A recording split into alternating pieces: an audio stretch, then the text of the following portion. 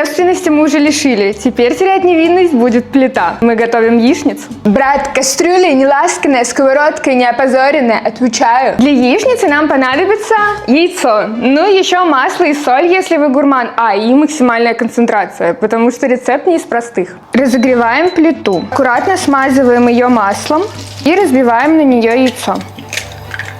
Накрываем сковородку крышкой и ждем. Так, ну прошло около 2 минут, я думаю, можно открывать.